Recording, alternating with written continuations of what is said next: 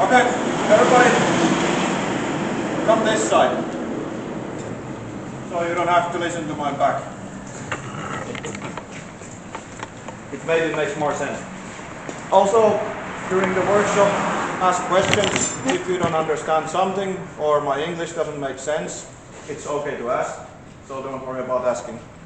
So, this is a look at the Polonaise fencing, how to use the blade and how to use the body. So, the similar as the other guys did already, but with, of course, with the Polonaise flavor. This is, I'm not going to teach you plays as the plays go in the books, but it's going to be like a compilation of the essential things of how do we do the fencing in the gioco largo, so meaning the wide distance.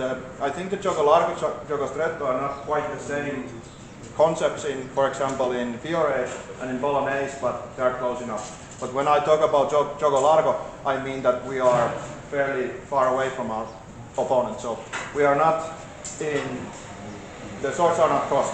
They might be slightly crossed, but the point is that we are not in the striking range. We are within maybe step or two of striking distance. Okay? So gioco largo is meant to be used for controlling the space, distance, creating the tempo to find an opening, and also closing the gap to your opponent so you can engage into the actual fighting distance. And this is of course not to say that in gioco largo you cannot hit your opponent, of course you can, but they are fairly uncommitted strikes to the hands, legs, and so on. Also gioco largo, according to the sources and Marozzo, I'm talking about mostly Marozzo in this workshop. There is some parts of Anonimo in the next one, but for now, Marozzo. So when we practice gioco largo, we are also, gioco largo is also a method for beginners to start practicing fencing, because you get to practice the actual moves, learning the distance and understanding distance, and learning tempo, but without actual too much contact. So it's beginner friendlier. Of course, gioco largo is also for showing up, like I told yesterday. So if you start the duel with your opponent and they make real cool movements with lots of confidence, you're maybe like, thank you, I was right. No, I was wrong. And then that's that. But yeah, there are many ways to use gioco largo as a training method. Today we're gonna concentrate on the body mechanics and the tactics of Polonaise fencing. Because like I said, the first thing is to approach your enemy. The gioco largo in Marozzo's writings are used in two main ways. One way is that, like in primo assalto deals only with gioco largo plays, except a few parts that it doesn't, it goes closer, but anyways, in the primo assalto, you don't want to close the distance to your opponent. You just play from the wide distance, okay? In second assalto, you start from the wide distance, approach to the stretta distance for exchange of strikes, and then you exit back to the wide distance, okay? So in and out. In the first assalto, like I said, we're just gonna do the play in the wide distance, and in the second assalto, we are using the gioco largo to get close, okay? And we're gonna have examples of both today. So, what we're gonna do, we're first gonna have a look at how to handle the blade, because the sword, of its dimensions. Next, we're gonna look how to move the body, according to the Polonaise fencing theory and principles. Then we're going to have a look at gioco largo in the manner of fencing when we are not wanting to approach our opponent. And the last bit is how to use gioco largo play to approach your opponent. And the last bit is connected to the next workshop, because in the next workshop we will go to the stretta distance. Yes. So, like I told yesterday, the dimensions of the sword should be something like no taller than your nose from the ground, at least to the armpit from the ground. Okay? The handle should be fairly long, so the length of your forearm. Yeah, and those are pretty much the specifications that we get. Of course, the pictures are good references to, but it's a fairly long sword, what Pedro already introduced in the body Monte Barbara and stuff. But we could probably say that this is a bit bigger, because It's not Spadone, but it's Spada like the masters call it, but some other authors call it Spadoncino, so smaller big sword, or something along those lines. Yes. So the first thing that we do is to look how to move the sword with the long handle and the very long blade.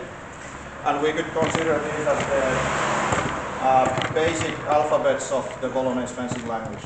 How to move the sword around, the basic techniques, and so on. Yep. So when we do it, I suggest that we make two lines, one line here and one line here. I'll be showing everything here, but when I stop showing stuff, you're going to have more space in this part. So make a row there and make a row here.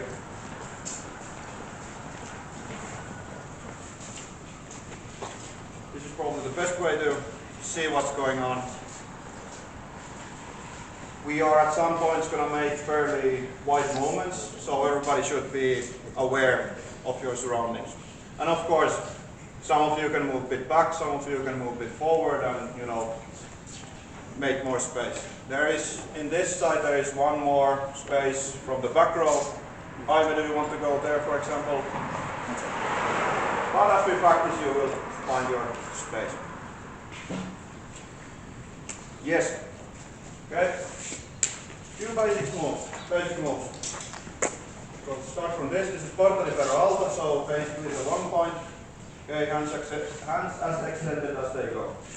We start with Gramazzone, so you rotate the sword to your right, outside, and drop vendetta cut. Okay.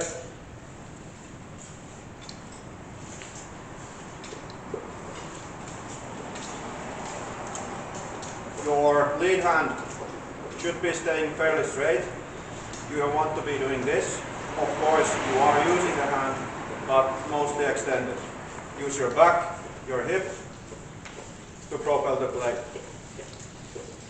Okay, when you practice like this, especially with the long handle, make a few swings like this, just using your right hand, then you'll find the way that your hand wants to move. And you also find the rotation for your blade. So a few times like this, back and forth, and then put the pommel hand in use and start to propel the blade with the pommel.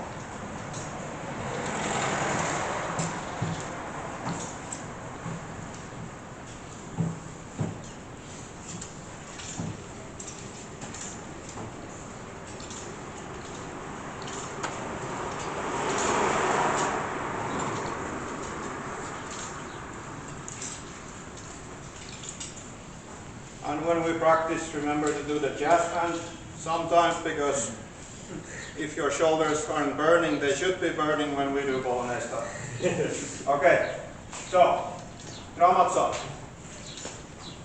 We can do Gramazzoncillo, which is a smaller version of it. Now we go to the left, to the inside, make a small circle, and the same cut. This is not very wide cut. It's only a small circle. Engage your shoulders and hips. And again, you can make few swings with just the lead hand. This way you get to feel the body work and so on.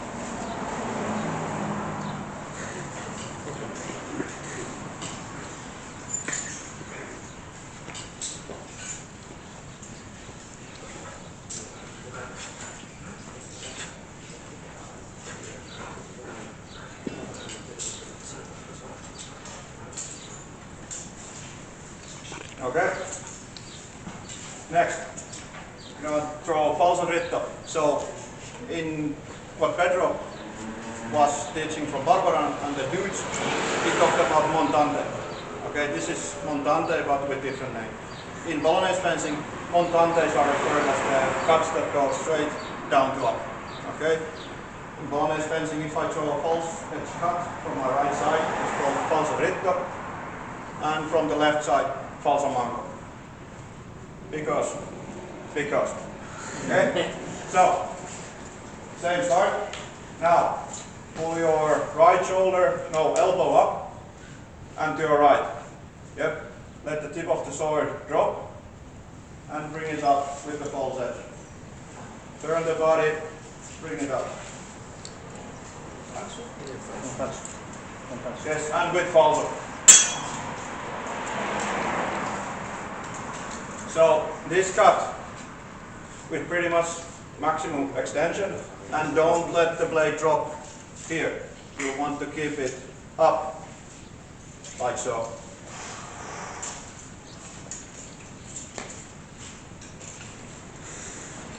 In Gioco Largo we mostly throw falsi cuts. In the next workshop you're going to see that we're going to use the true edge cuts when we're closer, for different reasons. So when is the time that you change? Yeah. You are going back with the edge. At which point do you change to falsi? Yeah. Okay. When do I change my hand? I'm going down. At some point I'm going to be palm up. When I start to bring the sword up, I'm going to bring it up with the thumb first. Okay? So if you do it like this, you go palm up, and then you turn your thumb to the direction of the cut. Think about the thumb, starting the cut, it should be fairly easy to do. Yes. Okay. So falso dritto, this. If we go to the inside, we cross the arms to the left, like so, and throw falso again with the thumb forward. This is falso mango.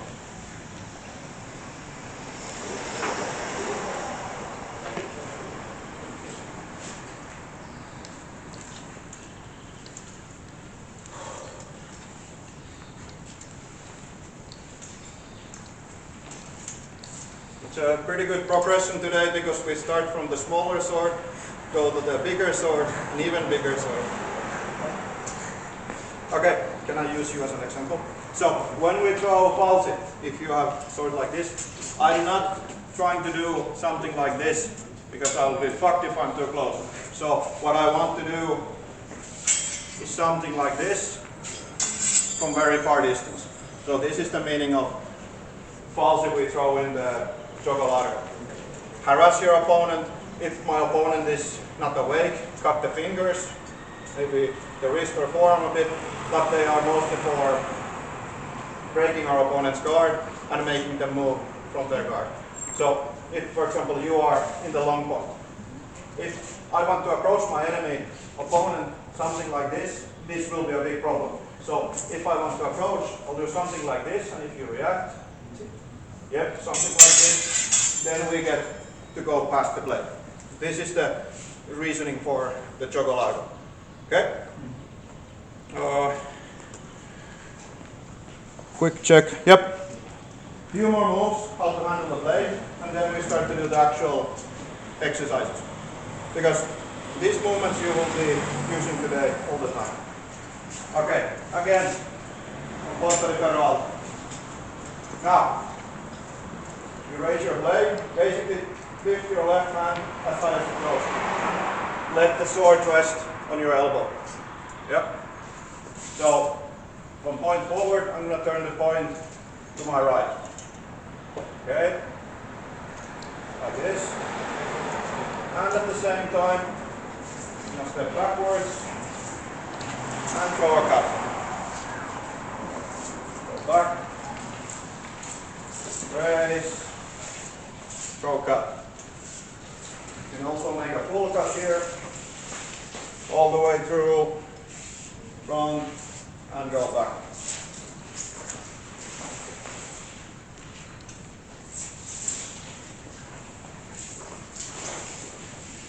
This is what we call quadratic content here. For example, if you are very cross and my opponent starts to push my blade, this is I just take the pressure and back off. Okay? A few more. Let the rotation of your body make the cut. Yeah.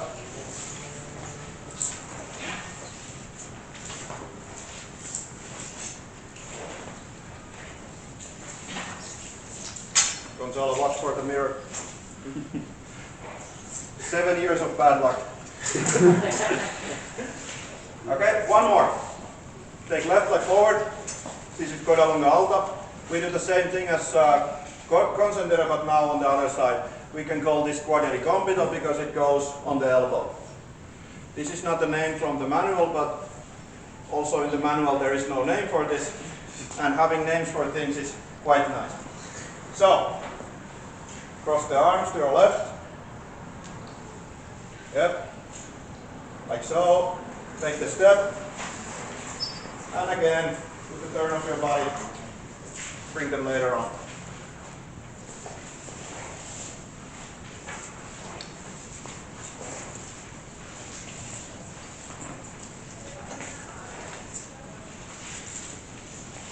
When we work in gioco largo, we're going to make fairly wide moves, and we're going to move the sword fast in an impressive art, so that our opponent understands that I shouldn't get close. Okay? Make a few more repeats and we'll move on.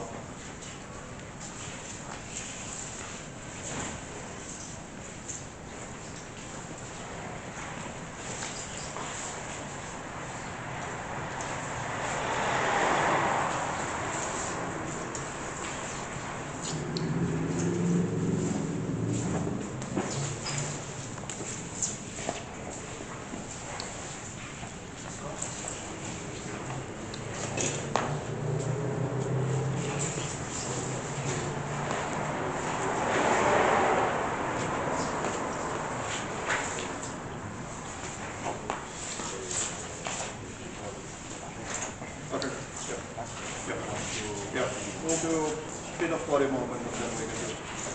Okay, put the swords away for a bit. Actually, no, I lied. Wait. No, here's the sword. So,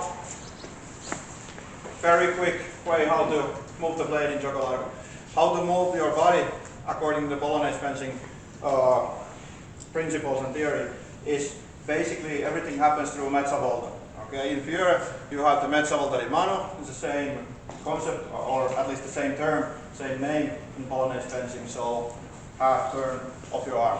But now we should connect the idea that when I turn my arm, I'm also turning my body.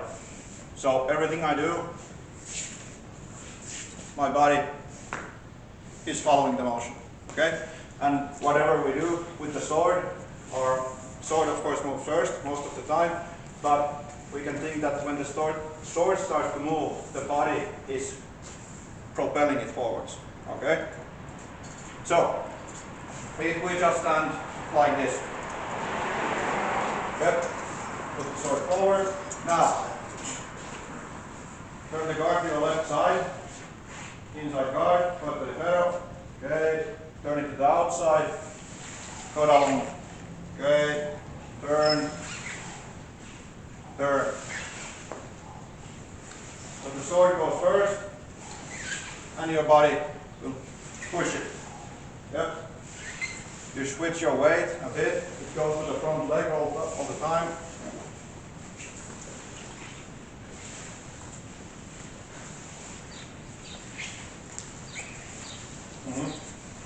In Bolognese fencing, anything you do starts from the guard, ends up in a guard. And it's always inside guard or outside guard. There are the high guards that we're going to look in a minute, but start with the normal low guards. Okay, take your right leg forward. Standing like this, the sword is not in the middle, but on your inside. So the middle line is completely open, also the back side, but the inside line is closed. This is closed by the better. Okay, now in the same manner as Pedro and you, take your foot back, turn it to the side, turn the guard, and step forward. Okay, move back, turn the guard, and move forward.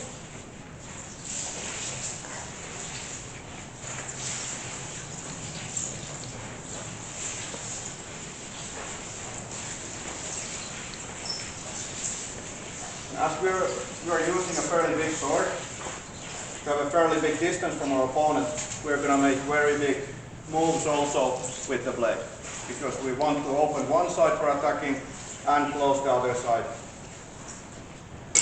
with the same idea. Yep, take your steps.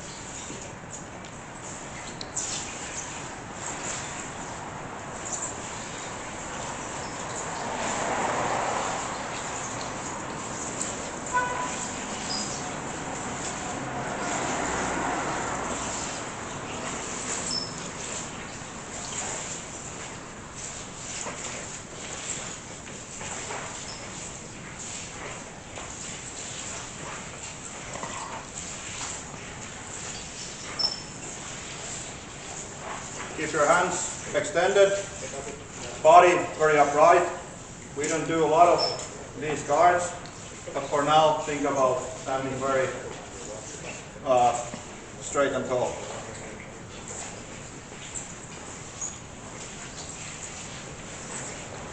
Okay, so for this, put the sword in the left hand. Now, if you just stand, think about there is a rope coming from the top of your head, not from the neck, okay? And you are hanging from the rope, so your posture gets very straight. At the same time, you push your heels and toes to the ground, extend your body. This is what you want to be doing when you take the steps, okay? Just with this body structure, make it there, okay? A few more.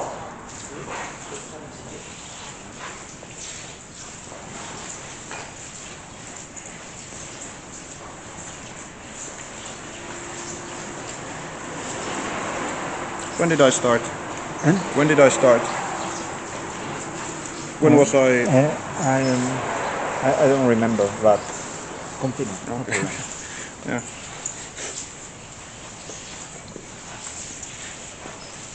Okay. A few more steps. Because these steps also that we do now will be useful for you in the next workshop, so we're going to have a bit of introduction to this. So, with the same idea, previously we stepped in form of U, okay?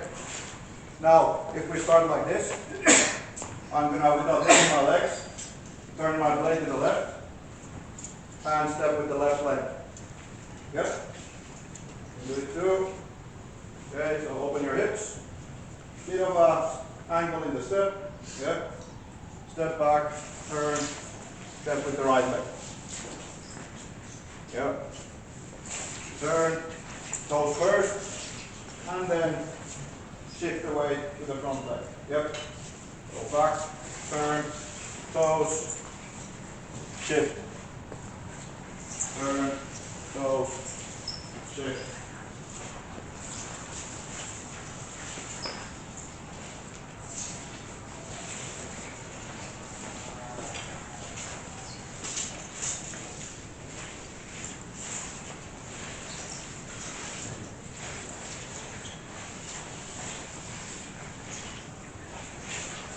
Make sure that your toes point to the left or to the direction that they're supposed to point.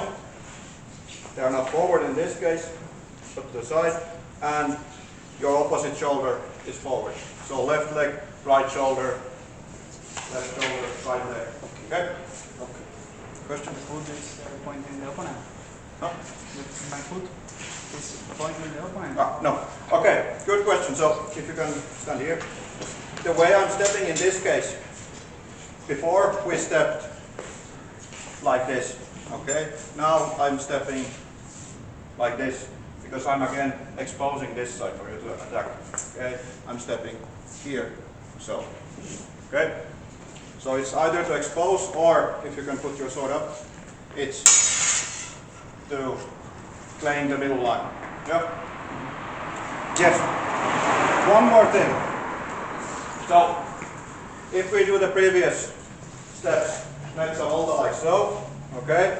If we are on the inside, porta di ferro side, take this guard, the inside high guard. This is what we call guardia d'entrare, guard of entry.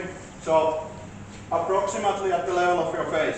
You don't go high, in the most cases, but you are extended. Yep. The tip is not straight to your opponent, but it's bit to your right. So the sword is Of course not this much, but like so. You can think of the tip pointing at your opponent's hands. Sometimes face, but in this case, hands. Okay? Now, go back to the other side. And here, cross your arms, like this, in the manner of finestra. Okay? But in Bolognese system, this is called guardia di croce, so the guard of the cross. Okay? The left hand goes to your elbow, and depending, the tip is either pointing over the head of your opponent or their face. Now we can use it to point the opponent's face. Yep. Guardia di croce, turn, guardia di inside. Yep. Turn, croce, and inside. A few more steps like this. When you're taking the steps into the guard, you'll notice that the direction of the body is turning pretty much as much as it can turn. So the turns in the body are really big ones, because the guards that we do are not only the guards of the hand, but the guards of the body. So you move everything.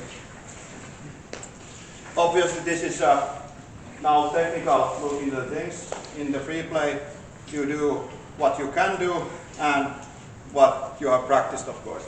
Yeah, but this is the idea. Okay. Unless there is a question or several questions, let's have a 2 minutes break. Take a drink, and Pedro has something to say.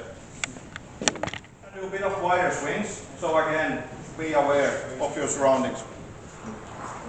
So, form lines. This drill starts from porta di ferro alta, ends up in porta di ferro alta, so it's repeatable. Okay, so we start by raising the sword. This is guardia di testa, okay, but it's only a transition, and throwing a cut towards our opponent's legs. Yep. This kind of cuts make sense, because when we have long weapons, we can harass the legs.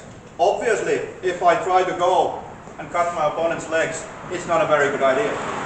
But the point is not to necessarily hit your opponent, the point is to make your opponent budge. Okay? So create the tempo, make sure that your opponent doesn't want to advance in this moment. So, turning the pommel, throw a cut to the leg. Yeah? Again. Turn, cut. Yep. Now, as we cut, we're going to step forward with the left leg and raise it into guardia di entrada. Just a quick check from my notes. Yep. Okay. So, throw a cut, step after the cut, and raise your guard in the guardia di entrada. Now, as you go in the guardia di entrada, I want you to go like this, because this will expose me. I want to go like this. Put the point towards your opponent. Yep. So, cut, step in the guardia di entrada. From this guard, and in this moment, you keep going through guardia di concentre and throw reverse. Okay? This would be coda lunga alta, but in this case we just end up with fairly narrow stance. Okay? So, we throw, one step, raise the guard, and now throw the cut. Yep. Low cut, high guard, reverse. Okay. One, high guard, reverse. And now when you do the reversal, let it go all the way, a full cut, and bring it back into guardia di croce. Yeah.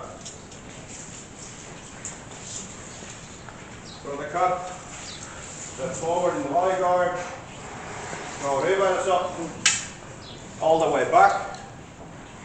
This is coda longa distesa, so the extended coda longa. And from here, bring the tip forward into quadriere croce. In quadriere croce, extend your arms towards your opponent.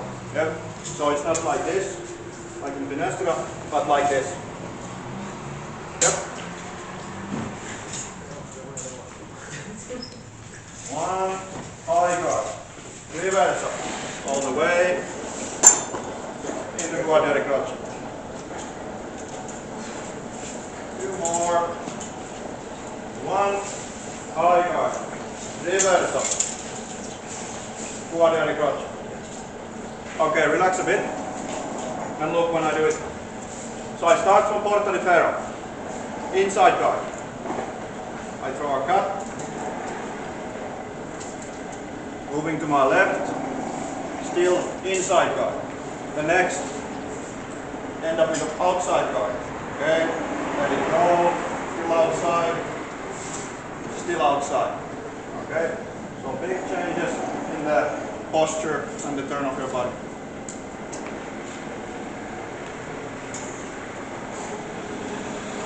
Okay, take some space and practice on your own.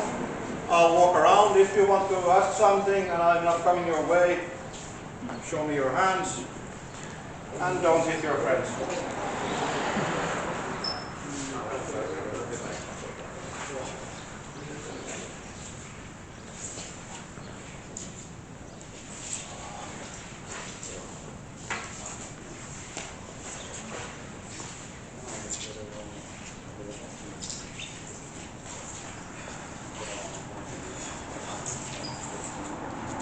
So, with this cut, you are not advancing, right? You just advance. You just go for my leg and then you, when I do this, you step forward. Yes. And you want to do like this, because if you find my blade, you want to push through. Okay, because if not, I will. Yeah. Okay. So this is basically either you clutch at my hand, my chest, but now after further away, can you do it? Yeah, so start with this. I'm like this, and you keep going. Now you point at my hand, because if I don't do anything, you can talk to it, I'm going to have to do something like this, and then you go for the cut.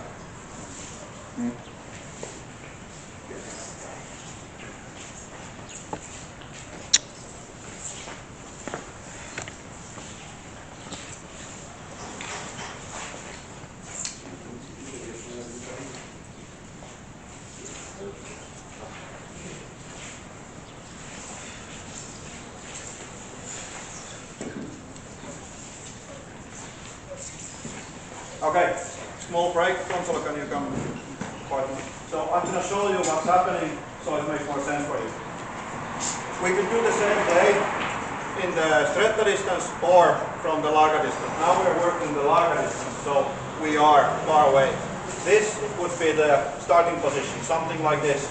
We are both thinking that, yeah, what to do. Okay? So I'm going to start with this.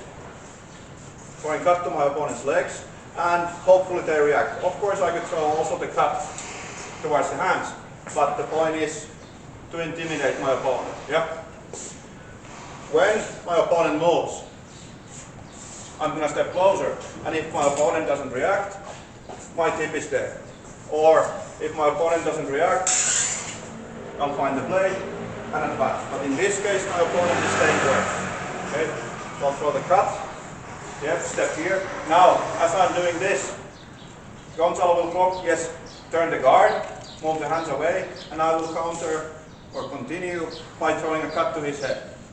Again, this could land, but not right now. So I'm just gonna throw the cut like this, go back here.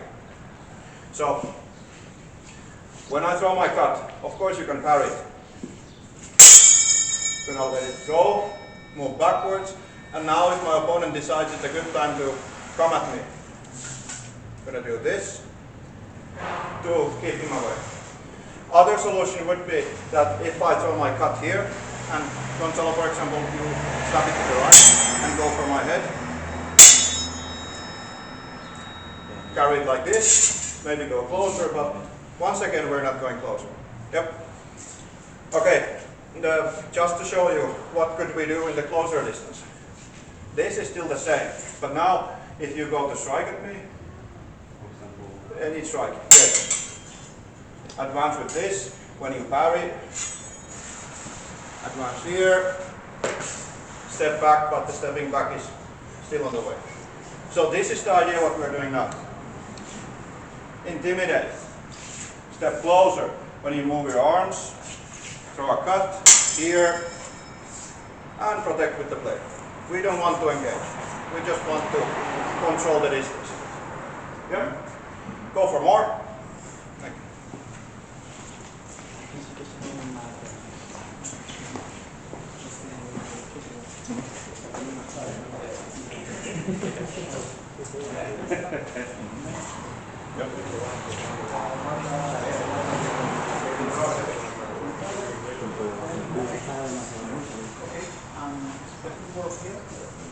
When you draw that cut wide like this, yes, you can take some distance.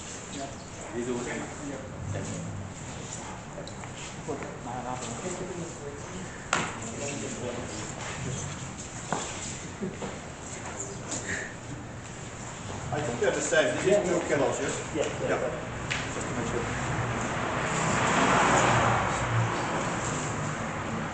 Imagine that when you go in the water, you are essentially like this.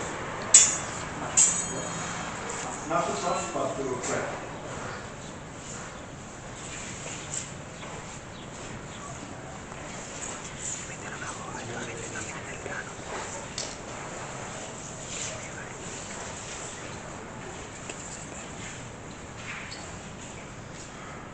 Because if you can take one step this way, this side on this end of the wall.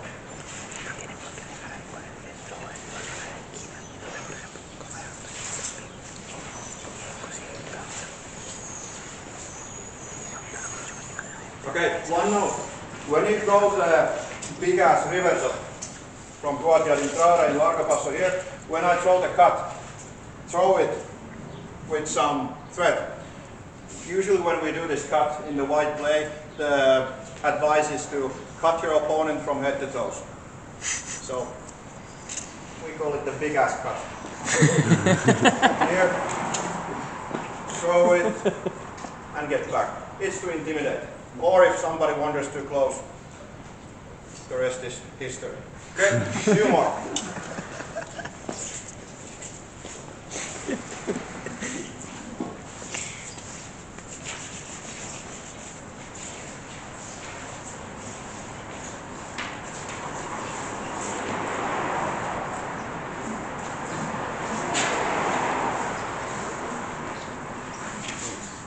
Yes, looks good. We can probably do this really well with partner. At least see what happens. Now, we have ended up in guardia di croce. Okay? The next part that is following is that we disengage from the too close distance. Maybe the opponent looks like they're starting to advance, or we just want to reset the distance. Many reasons, of course. So, in guardia di croce. Now, first the footwork. Step right, step left. Yep. Again, guardia di croce. Right, slightly backwards, and kick the left leg back. Yep. Because this is to step away from the line and also make the big falso dip. So, guardia di croce. I'm going to bring my hip high, elbow high, yep, and now start to throw falso dritto here, like this, but at the same time stepping backward. Okay, guardia di croce, step back, disengage if your blades are together. I'm gonna feel the blade as long as I can, step away and draw a cut to the fingers. Okay? And it's cool to go very high here, but you should end up where you started. Yep. Okay. Guardia di croce. Right leg, left leg. Yeah. Gather slightly and reset. Few more. Bring the elbow up. When you step to the right, turn the pommel to throw the cut. Yeah. And with the false edge. Yes. False edge, like this. And step back. Why not the true edge? Because we're not in the measure. Can I cut you? So if we are like this, okay, now I start to step backwards. The cut I'm drawing is something like this. To harass my opponent, or let's say you have, wait, I've drawn my reversal, you parry it, and now you go to cut from the other side. Something like this. Or if you are here and I see that you are starting to strike, I'll just step back and throw the strike towards your fingers. Again, if it hits, very nice, but mostly it's to scare your opponent away. Okay, right gotcha. Right, left. Throwing the cut with the false edge. Reset. And now, bring falso mango. Here. Throw mandis tondo. Suovia linkare. Turn reverso. All the way. Suovia gotcha. Cut. Falso mango. Tondo. Reverso. Quick reverse all the way. Suovia gotcha. So, does this make sense? Is everybody keeping up? Except slight space problems in this end. Yes? When you make the reverso mundo, what is the step? Okay, from in the very beginning. Yeah. Yeah. So when I start here, no step. Okay. Or if you are play close to me, maybe something like this. But again, it's just to engage your opponent. Okay. Yep. So you start falso mango, find the blade. Mandis tondo into quadia di fare. Full reverso. Quadia di croce. Falso dritto. And falso mango. And keep going. Take some space. Okay. Somebody come here too. Preferably from this end. So. Because that corner is very tight. Yeah. Go. Practice on your own.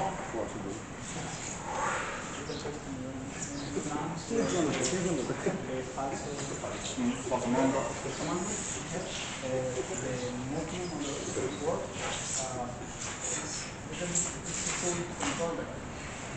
The movement that you do is just bring your blade here. Ah, okay. Yeah. And then you go. Yes. Okay, so it's a comfort. It's just a small cut. It's not a cut. It's just to do something that your opponent sees that. Just to put my point here. Okay.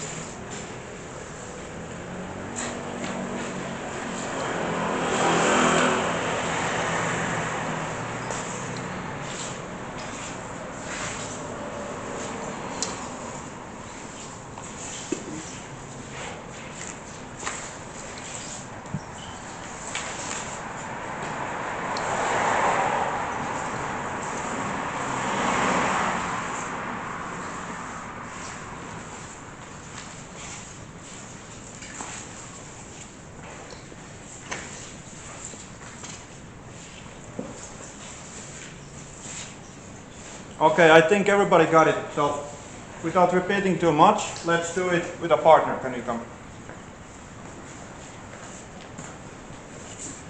Or maybe this orientation is easier for people to see. Actually, you come this side. Now, we start. Both like this. I'm gonna go going the tondo. Okay? At this point, we expect that our opponent steps slightly back. Yep, something like this. I'll advance.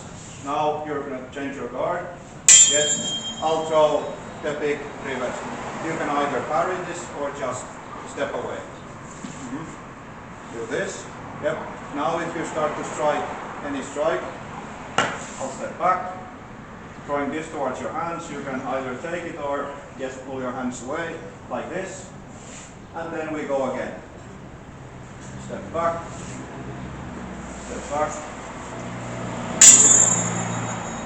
Yep. And now if you go with any cut, throw this. Yep. And go. There is not really interaction with the blade. The only interaction is with the distance, okay, and the tempo. Yep. So try to make it work about like this, but what my partner is doing is just avoiding to get hit. That's the big point. Okay? And protecting the directions that I'm attacking. For example, if you come to do the blade. This would be okay as well. So if you start with the right leg forward, yeah, and you go with the cut to my legs. Yeah, go. Catch it here. Okay, now you go and step into the intro to your left. Get something like this, and now you throw your cut. Yeah, and go all the way. And then what's and get this. Okay, now if I again start to do something, you step back, right leg, yes, throwing a cut to my fingers, and I have to parry. It doesn't matter too much what your opponent does, as long as they don't get hit.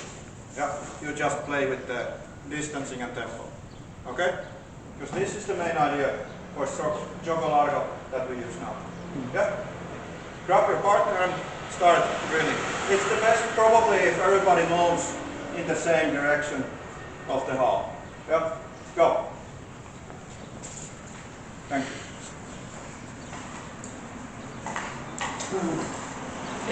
Esko, for this exercise matters the sword Length? or it's not? Like if I have this short blade and you have that short. Yeah, of course I have the better time then, but if you practice, just find a partner with the same size. Okay. Then it's no problem.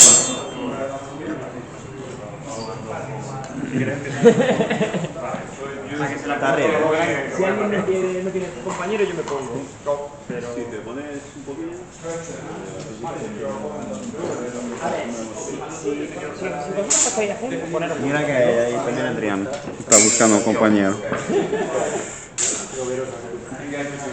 Si alguien realmente quiere hacerlo, yo me fijo.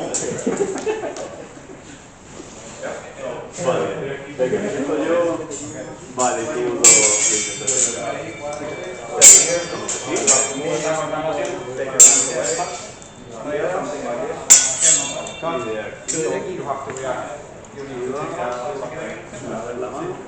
Ah, no, sí,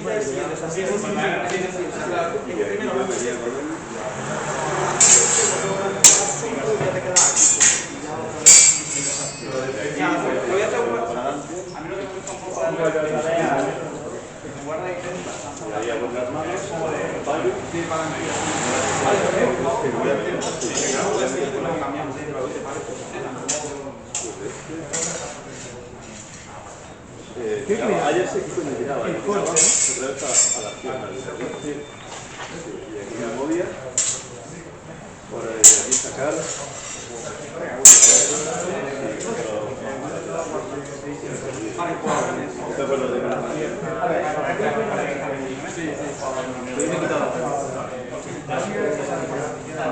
Estábamos aquí.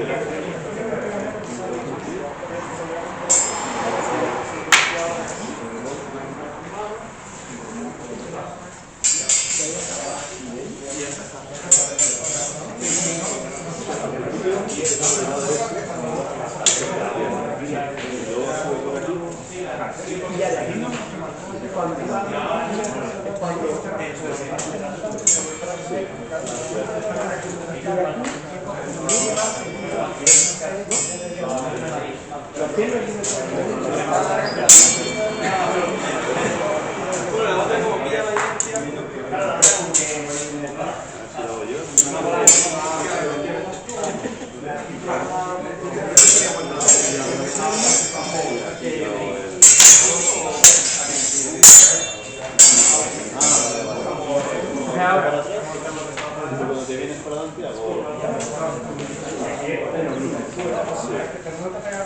aquí. Sí, pero uno tiene que ir a Y ahí otra vez la punta y otra vez el corte. Vale. Vale, ahora una vez más.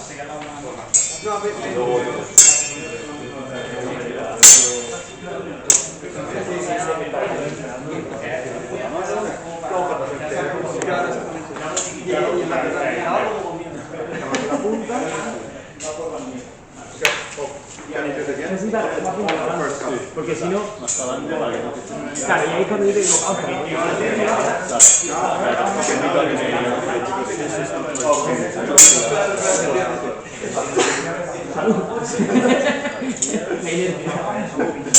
Y desde aquí, desde aquí.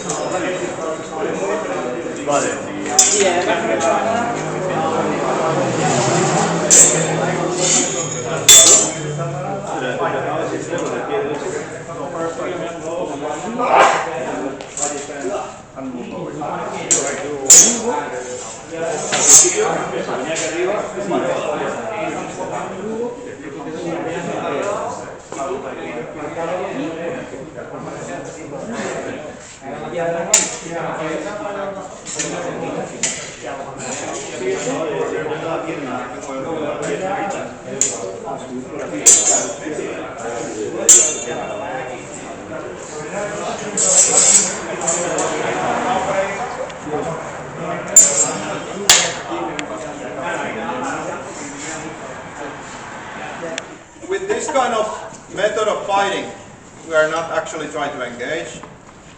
So when we are not trying to engage, don't try to over-engineer what's happening, because the whole point is just to pull your opponent into the distance and find the suitable point of entry to the stretta distance. Okay? Next exercise is gioco largo, but now I'm attempting to get close to my enemy so we can cross swords in the stretta range. Yeah? Yes, let's do it together a few times and then with partner. Form a line. This is simple in the beginning because you already know what you're doing. So, I'm going to throw tondo to this rudder, reset back forward, tondo to this rudder, back forward, tondo to this rudder, forward. So again, pulling, Gonzalo can I pull you? Because if I attempt to enter stretta range, like the actual striking range, or stretta di mezza spada, here, I cannot just go ahead like this because I'll get stabbed.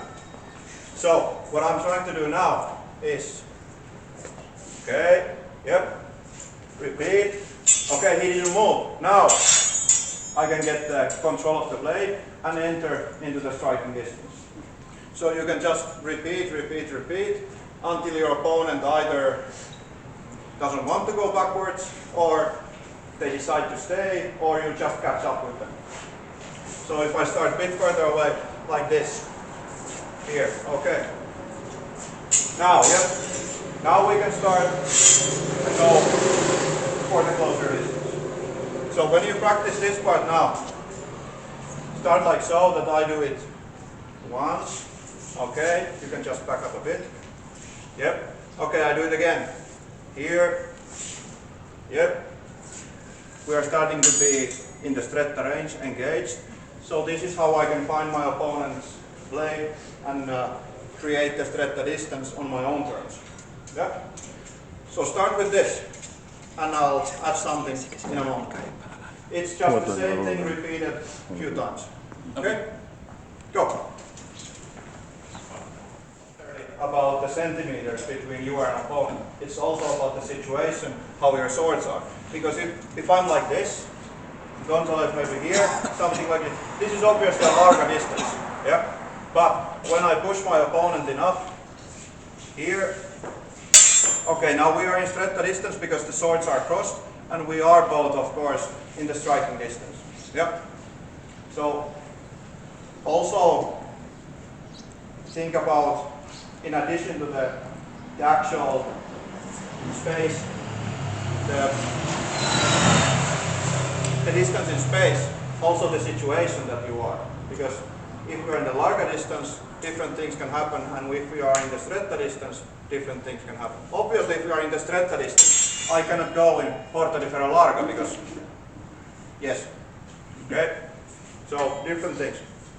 Now, if I start to approach my opponent, okay, he moves back.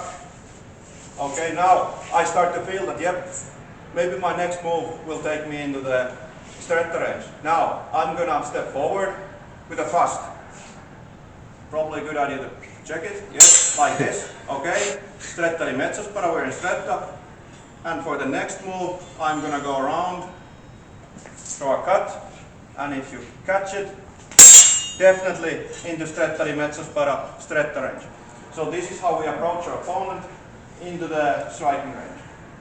And this is the beginning for the next workshop's play. Let's do it a few more times so we get some kind of something to remember. Okay. Start to find it. No. Start to find it now. Okay, now I can join the blade. Yep. I can keep pushing. Yep. And now this is the streccia di mezzo spara distance. Okay, makes sense? So after I throw a few times this combination, I'm gonna go push it fast. Just something that my opponent will want to engage. Then throw a cut under the tondo towards the head. Yeah. Let's go.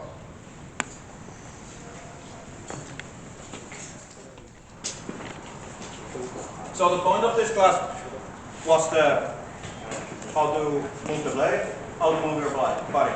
And when we do it in the wide distance, in the gioco largo, we have to do it in a certain way. So the movements will be big, visible, and maybe even big, exaggerated. Yep. But the reason is that I didn't put too much words into do this and that with your body, is because you'll find the correct body movement when you work on the correct distance with the correct ideas. And it looked good on everybody. So, what we did, the basic language or part of the language, how to move the blade, especially in the wider distance, and then how to take the steps and how to move your body in the wider distance. Of course, it's not super different in the closer distance, but obviously in the narrower distance, the movements need to be narrow. Yeah? And this is what we're going to do in the next workshop. Any questions? Yeah. So, if you want to bring something home from these ideas, besides the how to move your blade, how to move your body, is also the theory of Bolognese fencing, how to use the distances. Use the gioco largo to enter into the narrow distance, and then in the grappling or not kicking distance if you so choose. But of course, you can do Bolognese fencing or any fencing with the wide distance. It's fine. But of course, the more dangerous distance is when the blades are crossed and you're closer. And in the conventions, and maybe even the social conventions of the Bolognese fencing, all the masters say that in the stretta distance, and especially in the stretta di mezzo spara, is where the virtue of the fighter is, measured. Are you brave enough to go there? Are you brave enough to be there when somebody tries to approach you? Because, like we discussed a bit yesterday, it's of course very socially charged situation when you take a duel with someone. You see who is who and who has more virtue and so on. But then we can transfer the same ideas into fighting in the street, because if you want to survive a fight, without running too much, or you cannot run. You also have to hold your ground, because if you let your opponent to bully you, it's going to be bad. But yeah, there is lots of angles and dimensions we can look at it, but these were the angles that we were using now. Unless we have any questions, very good job. Thank you. And more questions. And see you in the evening. Yeah, good job. Thank you. Thank you. Well,